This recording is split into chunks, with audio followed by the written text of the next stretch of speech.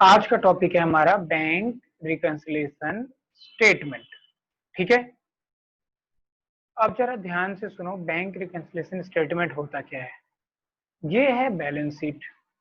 दीक्षा, balance sheet का पता है ना आपको कि बैलेंस शीट में हम इधर असेट्स लिखते हैं और इधर लिखते हैं लायबिलिटी। ठीक है दीक्षा, सुन पा रहे हो ना? हाँ भैया। अच्छा, अब देखिए असेट्स में क्या होता है हमारा। असेट्स में होता है बिल्डिंग, लैंड,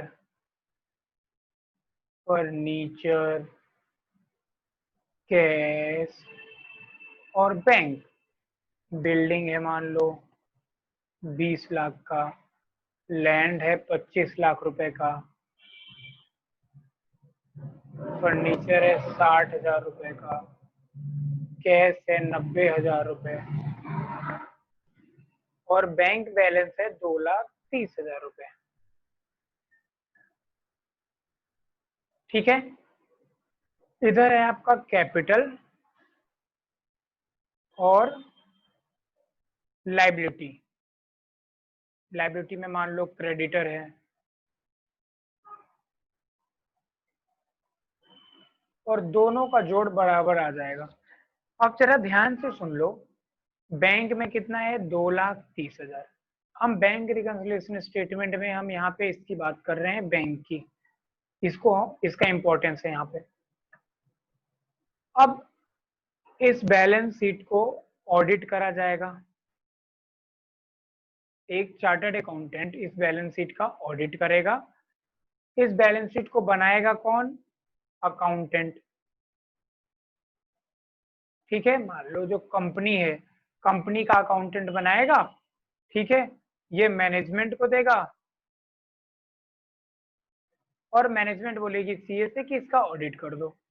अब आप जब ऑडिट करने जाओगे तो सब चीज आपने चेक किया, अच्छा बिल्डिंग इतने का है, ठीक है, लैंड इतने का है जी, लैंड का दिखाओ, जमीन की रजिस्ट्री दिखाओ, बिल्डिंग है कहाँ है दिखाओ, फर्नीचर कहाँ है दिखाओ, कैश इतना है, चलो कैश काउंट करवाओ।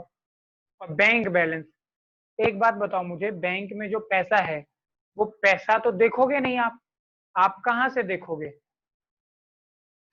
आप बोलोगे मुझे बैंक स्टेटमेंट दो, या आप बोलोगे मुझे पासबुक दिखाओ। क्या बोलोगे ऋषभ, कि मुझे क्या दिखाओ? पासबुक। पासबुक। क्योंकि एक बात बताओ, तुम्हारे बैंक में कितना पैसा है ये तुम बैंक में जाके देखते हो? जब भी तुम्हें पता करना है कि मेरे बैंक में कितना पैसा है तो आप मोबाइल में बैलेंस चेक करते हो, है ना, कि मोबाइल कितना बैलेंस है, अगर आपके पास ऐप है तो। या तो बैंक में जाते हो और बोलते हो भैया मेरे को मेरा बैलेंस बताओ, तो वो आपको कैश देखता है, ये वो रहा आपका रखा हुआ है पैसा, वो जाके देख लो। ऐसे नहीं बोलता, वो आपके पासबुक में एंट्री कर देता है। पासबुक कभी अपडेट करा है आप लोगों ने? बैंक सर मैंने करवाया। आपने करवाया दीक्षा? नहीं। पर पता है आपको पासबुक अपडेट क्या होता है? एक मशीन से होता है, उसके अंदर जाता है, फिर अपने आप ही अपडेट हो जाता है। बिल्कुल सही। पहले जो बैंक में आंटी बैठी होती थी वो करती थी, अब मशीन खुद कर देता है। मशीन में डालो बार कोड, एक पर्ची चिपक जाती है ना उसके पीछे जी पास। सर। हाँ, तो वो मशीन में डालो हो प्रिंटर टाइप। हाँ जी, हाँ जी। अब सुनो, जब तुमने बोला मालिक, जो मालिक है कंपनी का, जो मैनेजमेंट है, उससे बोला कि जी ऐसा है, आप जरा दिखाओ, ये 2,30,000 लिख दिया, जरा बैंक स्टेटमेंट दिखाओ। भाई बैंक स्टेटमेंट दिखा और उसमें पैसा निकला 1.5 लाख। कितना निकला? 1.5। 1.5 लाख। अब आप बोलोगे यार ये तो गड़बड़ है, ये तो चोरी है। आप बैलेंस शीट में दिखा रहे हो 2,30,000 और आपने जो बैंक स्टेटमेंट दिया इसमें है 1.5 लाख, ये तो चोरी है। आप गलत रिपोर्ट पे साइन कराने वाले हो ऐसे तो बच्चों मामला हो जाएगा यहाँ पे गड़बड़। लेकिन अकाउंटेंट ने बोला नहीं सर नहीं, बिल्कुल चोरी नहीं है, ये 2,30,000 बिल्कुल करेक्ट है। तो आप पूछोगे as a chartered accountant, as a auditor, कि तो क्या ये 1.5 लाख गलत है जो बैंक वाले बता रहे हैं? बैंक वालों पे तो एक बार ट्रस्ट मैं करूंगा ज्यादा, क्योंकि ये तो बैंक है, तुम्हारी कंपनी पे मैं क्यों करूं? वो बोलेगा सर रुकिए, मैं आपको बताता हूं कि ये 2,30,000 और 1.5 लाख, ये जो डिफरेंस है, ये जो डिफरेंस है 2,30,000 कहाँ पे है? हमारे कैश बुक में। कैश बुक चैप्टर हमने पढ़ा था ना दीक्षा, हम कैश बुक बनाते थे, उसके हिसाब से हमारा 2,30,000 बैलेंस है। और ये हमने बैंक से पूछा तो बैंक ने बताया पासबुक में एंट्री करके कि भैया हमारा बैलेंस तो 1.5 लाख है। तो ये जो डिफरेंस है इन दोनों के बीच में, ठीक है, 80,000 रुपए का, ये क्यों है? ये डिफरेंस क्यों है? इसका रीजन बच्चों, इसका रीजन कौन बताएगा? अकाउंटेंट, वो इसका रीजन बताएगा। और रीजन बताने के लिए वो एक चिट्ठी लिखेगा, एक स्टेटमेंट बनाएगा, एक पेज पे प्लस माइनस करेगा और उसको बोलेंगे बैंक रिकंसिलिएशन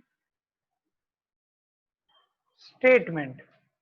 ये बिल्कुल ऐसा है जैसे कि दीक्षा, आपने क्या करा, आपको आपकी मदर ने 500 रुपए दिए, ले बेटी जाके मार्केट से सब्जी ले आ।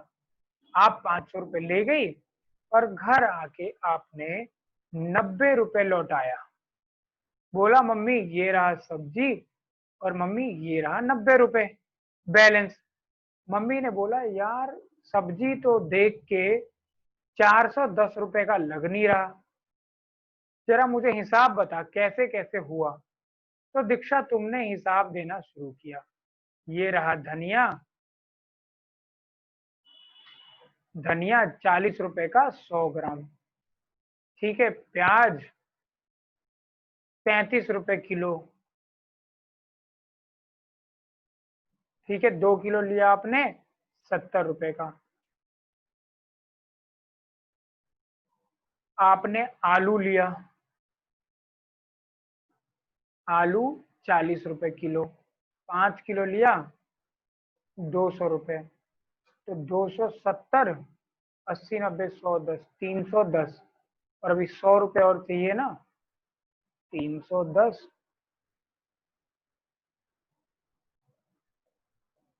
310। आपने ये हिसाब दिया कि 310 रुपए का, मम्मी ने बोला धनिया 40, प्याज 70, आलू 200, टोटल हो गए 310। और तू बता रही है कि पैसा खर्च हुआ 410, ये 100 रुपए कहाँ गए? ये 100 रुपए का तुम लिख के बताओगी, क्या बताओगी? मम्मी 20 रुपए आपके, ठीक है, पिछले बार के टमाटर के बचे हुए थे, उस दुकानदार को मैंने उसका कर्जा लौटा दिया, ठीक है। 30 रुपए मम्मी आपने क्या था, नींबू वाले को उसका पैसा था वो लौटा दिया। और मम्मी 50 रुपए मैंने एडवांस दे दिया है, 50 रुपए एडवांस दे दिया है प्याज वाले को, क्योंकि प्याज 10 रुपए किलो होने वाला है कुछ दिन के लिए, तो मैंने एडवांस दे दिया है। तो 310 प्लस 20 प्लस 30 प्लस 50, मम्मी हो 80 गए रुपीज 410, 100 रुपीज। 410 हो गए। तो ठीक, हाँ आपके हिसाब, मेरे हिसाब से 410 खर्च हुए और आपके हिसाब से 310 खर्च हुए, पर मैंने आपको 100 रुपए का अंतर जो था, जो डिफरेंस था, उसके बारे में बता दिया। ये डिफरेंस बताने को क्या बोलते हैं हम? क्या बोलेंगे? सब्जी के हिसाब का रिकंसिलेशन, इसको बोलेंगे सब्जी के हिसाब का रिकंसिलेशन। और जब हम बैंक के बैलेंस का करेंगे, बैंक बैलेंस का किससे, हमारे कैश बुक से, तो इसको बोलेंगे बैंक रिकंसिलिएशन स्टेटमेंट। क्योंकि हमें बैंक में क्यों ऊपर नीचे पैसा है उसको चेक करना है। समझ में आया? जी सर। हाँ भैया। अब सुनिए, अब आपने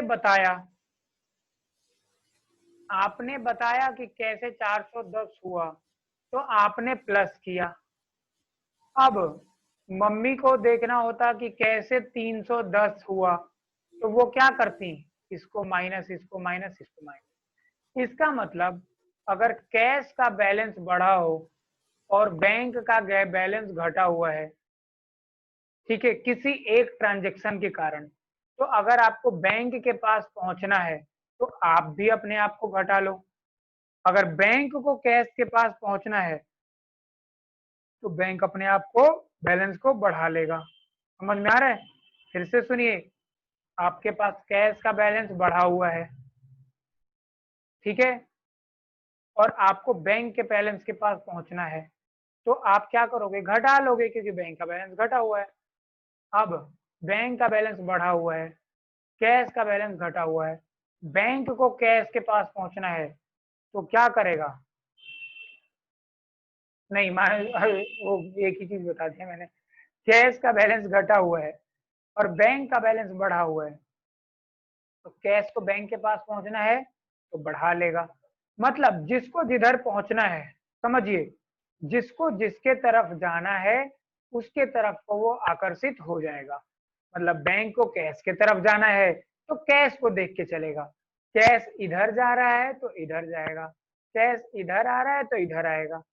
समझो, जब एक छोटा बच्चा होता है वो एक छोटे से डॉग के साथ खेल रहा होता है, तो छोटा बच्चा ना इधर भागता है, डॉग उसके पीछे इधर भागता है, फिर छोटा बच्चा इधर भागता है, डॉग इसके इधर इधर भागता है, फिर छोटा बच्चा इधर भागता है, डॉग इधर भागता है। तो इसी तरीके से करना है बच्चों आपको, कि अगर हमें बैंक का बैलेंस दिया हुआ है और हमें पहुंचना है किसके पास, कैश के बैलेंस के पास, तो हम इसको देखेंगे। अच्छा, इसने बढ़ा रखा है चाहे गलती से या किसी भी तरीके से, तो हम भी बढ़ा लेते हैं। इसने घटा रखा है बैलेंस तो हम भी घटा लेते हैं, तो हम इसके पास पहुंच जाएंगे। अब मेरी बात सुनिए, आप बोलोगे भैया ऐसा क्यों करेंगे, सही है जो करेंगे ना, इसने बढ़ा रखा है तो हम भी क्यों बढ़ाएंगे, इसने घटा रखा है तो क्यों घटाएंगे। सुनिए क्यों घटाएंगे। हमारा जो बैलेंस शीट बनता है दोस्त, वो बनता है 31 मार्च को, ठीक है। अब एक एग्जांपल लीजिए, 31 मार्च को मिस्टर राम आया और उसने आपको 50,000 रुपए का एक चेक दिया शाम के 4 बजे। 31 मार्च को शाम को 4 बजे उसने चेक दिया, आपने अपने कैश बुक में, ठीक है, या अपने खाते में लिख दिया उस दिन, मान लो आपने उसी दिन चढ़ा दिया गलती से कि भैया मेरे पास तो राम से पैसा आ गया 50,000। बताइए आपके कैश में आपके पास कितना पैसा बढ़ गया,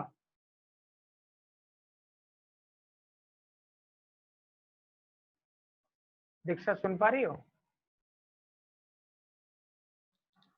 हाँ भैया। 50,000 आपके पास बढ़ गया। दोस्त, ये है बैंक, ये 4 बजे बंद हो जाता है। अब मुझे बताओ, ये चेक तो बैंक में पहुंच ही नहीं पाएगा, तो बैंक में 50,000 रुपए बढ़ेगा? नहीं। तो बैंक का बैलेंस, मान लो बैंक का बैलेंस 4 लाख दिख रहा होगा, तो आपका बैलेंस कितना दिख रहा होगा, 4,50,000, क्योंकि 50,000 रुपये आपने ऐड कर दिया है। पर बैंक ने तो अभी 50,000 ऐड नहीं किया, क्यों? क्योंकि चेक आपको मिला है। इस चेक को पहले बैंक में डालोगे, बैंक वाला उस चेक को चेक करेगा, फिर 1 दिन 2 दिन या 3 दिन में आपको पैसा मिलेगा। समझ में आ रहा है आपको? जी सर। है ना, तुरंत नहीं मिलता पैसा। तो अब मुझे एक बात बताओ, 50,000 रुपए आपको मिला बैंक में, ये आपको 31 मार्च को मिला और बैंक में ये 4 अप्रैल को हुआ। तो बताइए सही तो है, 50,000 सच में आपको भी मिला है और आपने उसे बैंक में जमा भी कराया है, तो इसमें कोई गलती तो नहीं है ना दीक्षा, इसमें कोई गड़बड़ी तो नहीं है ना? हाँ सर। नहीं है। लेकिन बच्चों जो सीए को साइन करना है बैलेंस शीट पे, वो करना है 31 मार्च के बैलेंस पे, और 31 मार्च का बैलेंस है 4,50,000 और 31 मार्च को पासबुक जो है वो दिखा रहा है बैलेंस सिर्फ 4 लाख। तो सीए क्या बोलेगा? सीए बोलेगा कि चलो मुझे अप्रैल महीने का दिखाओ, अप्रैल महीने का पासबुक दिखाओ। पासबुक लेगा, देखेगा अच्छा 4 अप्रैल, हाँ हाँ 50,000 आया हुआ है, चलो ठीक है। पर वो अप्रैल महीने का आपसे पासबुक कब मांगेगा? जब आप उसे बैंक रिकंसिलिएशन स्टेटमेंट बना के दोगे। ऐसे लिखोगे, यहाँ पे लिखोगे balance as per our book, हमारे किताब में 4,50,000 है, minus cheque deposited but not cleared. मतलब 4,50 हमारे पास है, हमने एक 50,000 का चेक जमा किया था, मतलब अभी बैंक में, वो अभी क्लियर नहीं हुआ है। सुनिए, तो बैंक में बैलेंस क्या है बताओ दीक्षा? बैंक में बैलेंस घटा हुआ है बढ़ा हुआ है? बढ़ा हुआ। अरे घटा हुआ है ना दोस्त, हमने अपने पास तो 50,000 बढ़ा लिया, बैंक में तो अभी हमने चेक जमा करा और जमा कराया है, पर उसने अभी क्लियर नहीं हुआ, तो बैंक का बैलेंस क्या है? घटा हुआ है। घटा हुआ है। और हमारा बैलेंस बढ़ा हुआ है और हमें बैंक के बैलेंस के पास पहुंचना है, तो बैंक का बैलेंस घटा हुआ है, तो हम भी अपने बैलेंस को क्या करेंगे 50,000 से? बोलो। माइनस। माइनस कर देंगे। तो बोलो 4.5 लाख रुपए मेरा बैलेंस है, माइनस। हाँ 4.5 लाख रुपए हमारा बैलेंस है।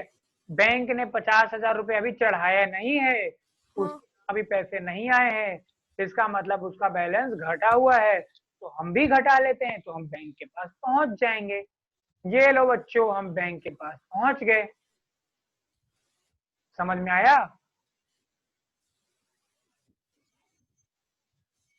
हाँ भैया, जी बढ़ाए सर। क्यों नहीं? क्या?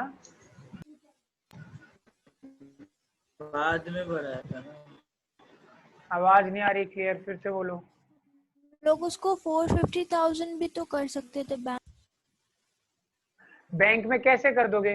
31 मार्च को, 31 मार्च, सर वो कैरी। मैं समझ गया। अब सुनो दीक्षा, 31 मार्च को बैंक में जो चेक है, वो बैंक वालों के पास वो चेक तो अभी चेक से पैसा आया ही नहीं है, तो बैंक वाला कैसे बोल देगा कि हाँ 31 मार्च को मेरे पास पैसा आ गया? भाई इसके पास तो 4 अप्रैल को आया है ना। तो बैंक वाला 31 मार्च का जब पासबुक देगा तो उसमें 4 लाख ही दिखाएगा। आप बोलोगे देखो जी 4 तारीख को तो आ ही गया है आपके पास, आप ऐसा करो ये 50,000 31 तारीख को ही दिखा दो। बोलेगा हम क्यों दिखा दे 4 दिन पहले, जब बैलेंस हमारे पास 4 को आया है तो हम क्यों दिखाएं? तो सुनो, ये 4 तारीख को, अब बताओ अगर हम 4 तारीख को बैंक रिकंसिलिएशन स्टेटमेंट बनाए, हम अगर 4 अप्रैल को आए, तो बोलो हमारे कैश बुक में कितना बैलेंस रहेगा?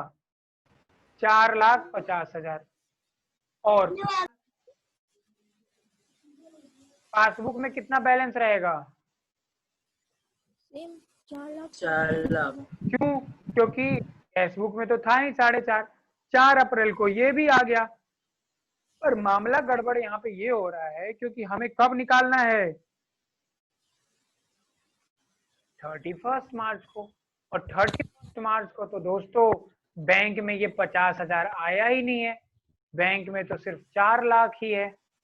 और जब बैंक में 4 लाख है तो बैंक अपने पासबुक में सिर्फ 4 लाख ही दिखाएगा, आपके कहने से 450 नहीं कर देगा कि जी देखो 4 तारीख को तो आ गया, आप कर दो, क्योंकि मेरा ऑडिटर बोल रहा है कि बैलेंस शीट में 4.5 है तो इधर कर दो। बोलेगा भैया आप बैंक रिकंसिलिएशन है ना, और दिखा दो कि देखो जी 4 तारीख को ये पैसा आ गया है, कोई गड़बड़ी नहीं है। तो सीए देखेगा हाँ 4 तारीख को तो आ गया, 31 को इन्होंने जमा करा होगा, 4 को आ गया, चलो ठीक है, कोई गड़बड़ नहीं। अगर 2 ट्रांजेक्शन हो गई तो एक ही दिन पे, हाँ जी, अगर 2 ट्रांजेक्शन हो गई तो जब एक ही दिन पे 50,000 के 2 ट्रांजेक्शन हो गए।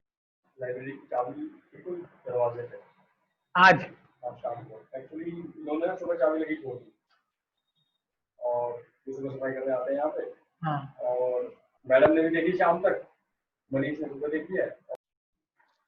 हाँ जी बच्चों, क्या बोल रहे हो ऋषभ, बोलो। अरे एक ही दिन पे 2 ट्रांजेक्शन हुई तो कई बार ऐसा होता है कि मनीष नई चाबी लेगा ना, वो बोलना शुरू कर रहे हो और बीच में वो आवाज अटक जा रही है नेटवर्क इशू के कारण, थोड़ा धीरे धीरे बोलो। भैया वो बोल रहा था कि अगर एक ही दिन 2 ट्रांजैक्शन हुआ तो 50,000 का तो 1 लाख से डिफरेंस आ जाएगा। मान लो 2 चेक आपके पास आए तो आपके पास 5 लाख हो जाएगा और बैंक में 4 लाख दिख रहा होगा। तो जब आप बैंक रिकंसिलिएशन स्टेटमेंट बनाओगे तो आप ऐसे दिखाओगे, 5 लाख मेरे पास है, माइनस 50,000 बैंक में जमा हुआ है वो भी नहीं क्लियर हुआ, 50,000 एक और हुआ है वो भी नहीं जमा हुआ, ये लो 4 लाख। भाई अंतर तो कितने से भी हो सकता है, एंट्रीज तो कितनी भी आगे पीछे हो सकती हैं, समझ रहे हो, तो वो कोई इशू नहीं है, सर जितने अंतर होंगे उतनी चीजें बना। तो अब मैं ये आशा करता हूं कि आपको बैंक रिकंसिलिएशन स्टेटमेंट क्या है, क्यों बना रहे हैं और ये कितना आसान है ये आपको पता चल गया होगा। क्यों दीक्षा? हाँ भैया। चलिए, तो अब हम इसको थोड़ा सा थ्योरी करते हैं। देखिए आज हमने जो दूसरे बैच वालों को कराया है सिर्फ उतना ही मैं आपको कराऊंगा, आगे नहीं कराऊंगा, एक ही संग दोनों आप दोनों बैच चलेगा। उन्हें मैंने आज कराया था मीनिंग और डिफरेंस ड्यू टू टाइमिंग, बस इतना ही कराया था। तो अब मैं आपको करा देता हूं मीनिंग। मीनिंग लिखिए, bank reconciliation statement is a statement prepared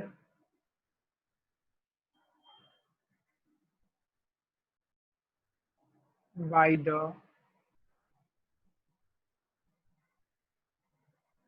account holder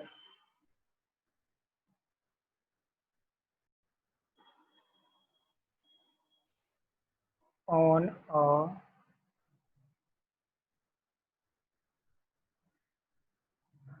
particular date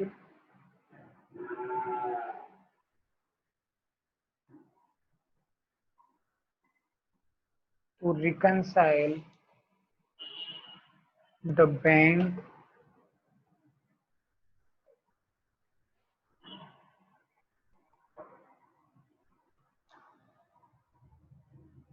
as per our book with the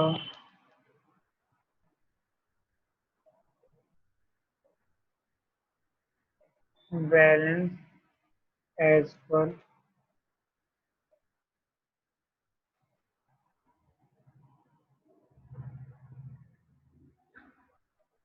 अब ध्यान से सुनिए, बैंक रिकंसिलिएशन स्टेटमेंट एक ऐसा स्टेटमेंट होता है जो कि प्रिपेयर करता है अकाउंट होल्डर।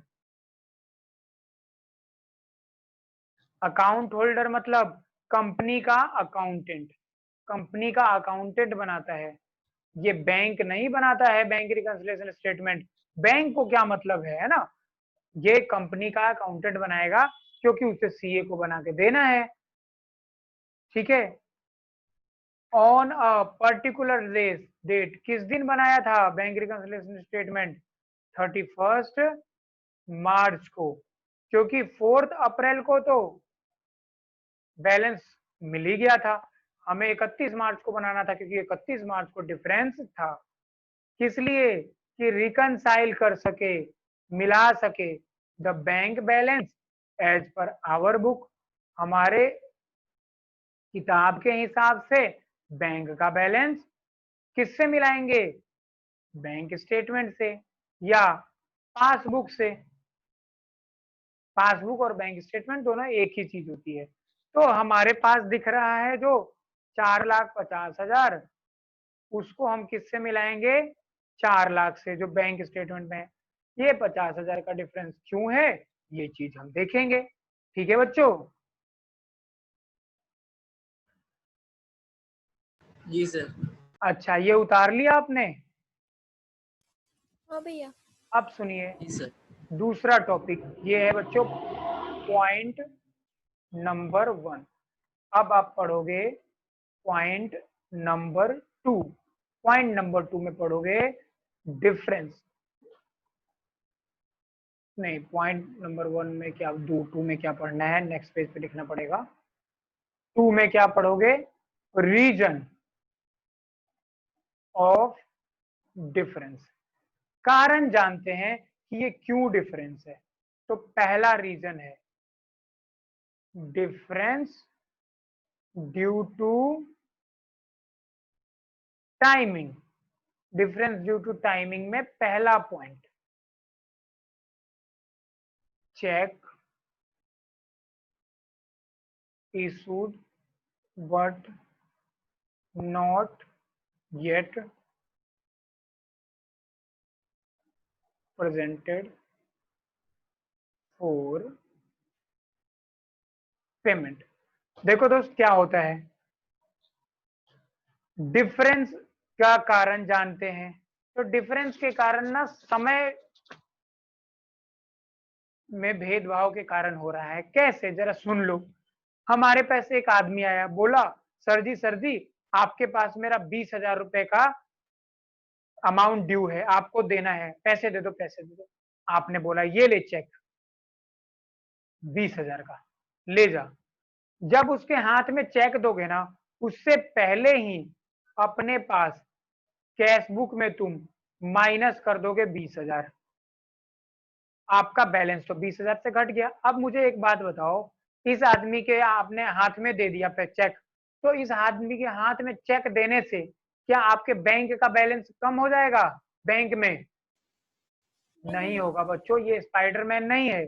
ये बैंक जाएगा, पहले बैंक में जाके जमा कराएगा चेक, बैंक वाले कुछ समय लगाएंगे और फिर ये चेक हो सकता है 1 दिन लगे, 2 दिन लगे, संडे आ गया, बैंक हॉलीडे आ गया, कोरोना निकल गया बैंक में, ठीक है, तो भाई कोरोना निकलेगा 14 दिन बाद, 15वें दिन बैंक खुलेगा, तो इस दिन ये चेक वो आपके अकाउंट से माइनस होगा। तो बोलो, आपका बैलेंस आज कम हो गया और बैंक का बैलेंस कब कम होगा? बोलो बोलो बोलो बच्चों। आपका बैलेंस आज कम हुआ, बैंक का बैलेंस 14वें दिन कम होगा। लेकिन अगर आज चेक करोगे तो आज आपके बैलेंस में और उसके बैलेंस में फर्क आएगा। कितने रुपए का? 14,000 रुपए का, नहीं सॉरी 20,000 रुपए का, क्योंकि 20,000 रुपए से आपने घटा दिया है और बैंक में आज पैसा नहीं घटा है। तो ये होता है डिफरेंस ड्यू टू टाइमिंग। चलिए, डिफरेंस ड्यू टू टाइमिंग का पहला था check issued but not presented for payment, और इसी का दूसरा पॉइंट है check deposited but not yet clear. Bank में गए आप और बैंक में आपके पास एक चेक था 50,000 का रुपए का। आपने बैंक में जाते हो तो देखो एक बॉक्स बना होता है, ठीक है, चेक के पीछे अपना मोबाइल नंबर लिखते हो, ठीक है, एड्रेस लिखते हो, अकाउंट नंबर लिखते हो, ये सब लिख के इस बॉक्स में डाल देते हो। अरे भाई, इस बॉक्स में डालने से आपका बैंक का बैलेंस नहीं बढ़ेगा। इस बॉक्स में जो ताला लगा हुआ है, शाम को पीएन आएगा, इस ताले को खोलेगा, इसमें से चेक निकाल के ऊपर रखाएगा। वहां पे जो बैठा होगा आदमी चेक क्लियरेंस में, वो चेक करेगा पहले। चेक करने के बाद सही होगा, जहां से पैसे आने हैं जिस अकाउंट में, उस अकाउंट में पैसे होंगे, तब जाके आपके अकाउंट में पैसा आएगा। आपको तो आज मिला चेक, आज ही आपने 50,000 से बढ़ा लिया। आज अगर बैंक स्टेटमेंट चेक करें तो 50,000 से बढ़ा हुआ नहीं होगा, क्योंकि बैंक में तो पैसे आए ही नहीं। समझ में आया दीक्षा? हाँ भैया। तो बस बच्चों, आज की क्लास यहीं तक। ये 2 चीजें आपको पढ़नी थी। हम मिलते हैं डे आफ्टर टुमारो।